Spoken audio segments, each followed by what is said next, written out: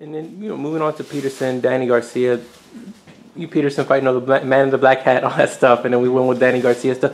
Which one of those, I don't want to say bothered you the most, but which one of those, when you look back, you're like, man, like...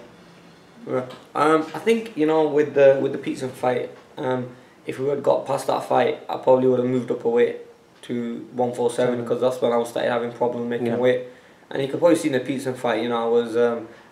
at times I was quite drained, and the pressure and everything, I wasn't really working inside because the weight was just killing me making the weight.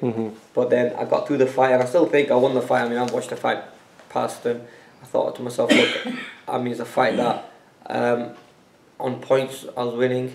I put him down twice in the first round, only scored just the one knockdown when it should have been 2 knockdowns. But and I lost by 1 point at the end of the fight, and I got 2 points taken off me as well, and only lost by 1 point. So it was a majority, I lost. But they things you just learn off. I went back to a drawing board, and then it was meant to be the rematch with Peterson again. So 6 months later, we working on the rematch. Trained hard for like 12 weeks, traveling in the Philippines and with Manny Pacquiao, and came back to LA 2 weeks before the fight, and then it's getting closer to the fight. A week before, I get a phone call saying the fight's not going to be taking place now because Lamont Peterson failed the drug test, and he was positive on taking something. So obviously then that fight could happen. So then I had to, obviously I was peaked, and I really wanted to fight. I had to get. I know you wanted that one, yeah. And I really wanted to fight, and I really think I would have stopped him that time because I was so ready for that fight. I trained so hard for it, and so then I had to go home. I had to just get fight.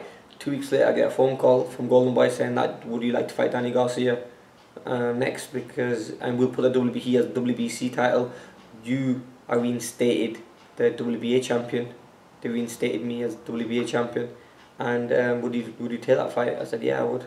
And 2 weeks later, I went back into training camp for another 8 weeks, and fought Danny Garcia, and everything was going fine. I think it was just probably me being overtrained, which I do believe. It was a long training camp. In my mind, I had that I wanted to just go on holiday and have a break, get away from everything. There was just so much going on with the Peterson training camp. It was a rematch with Peterson, a lot of talk about it. I hadn't lost for a long time, lost my world titles against Peterson. So a lot of people were like, oh wow, Amir Khan got beat. And at that time, there were talks about me fighting Mayweather and everything, and having them big fights. So the rematch, there was big talks about that. Then he fails the drug test, and then there's massive talks about it.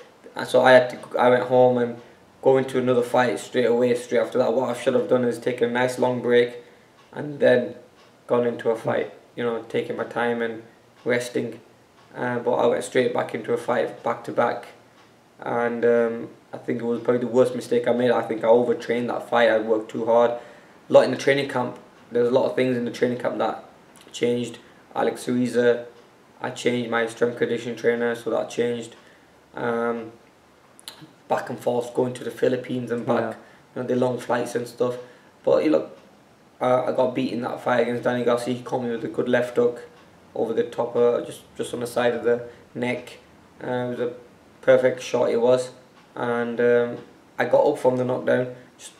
Just wasn't there fully. Wasn't really fully recovered, and then he put me down again in the next round, and then put me down again, and I was on my feet. In the third knockdown I thought to myself, what I'm going to do now? I'm not going to try fighting him, because that's what I did before the first two knockdowns happened. I said, I'm going to just box him like I did in the second round, because everything was going my way. I was boxing him, boxing his head off, and I could have made it easy work. I had him cut, and I was just boxing. But I think when you're giving someone a boxing lesson, where you try going for that knockout, then you think, okay, you know what, I can probably knock him out now. So I tried going for that big shot, and I remember throwing an uppercut from so far away, and I got caught with a left hook over the top, and which was a brilliant clean shot he caught me with. Obviously I don't think he knew he was going to hit me. I mean, his head was facing down, when he hit that shot. But look, he went for that left hook and he got me with it, and he put me down, and it was just a tough shot. It was a big shot. He threw with everything in it. But I thought, that third knockdown, when I got back up, I was just coming back together again, And I thought to myself, you know what, I'm going to box him now, I'm going to move around, I'm just going to stay behind the jab. I lost this round, I'm going to just lose this round and go back, and even if I lose the next round, I'm going to go back to back to my boxing skills and box it. But the thing is, the referee stopped the fight because he said, look, he thought it was right for him to stop the fight. There's always another day. Look, this is a boxing, this is a sport. There's always another day. I was upset the fight was stopped, but it's just one of them things, you know, this is boxing, and there's always another day, and you got life ahead of you.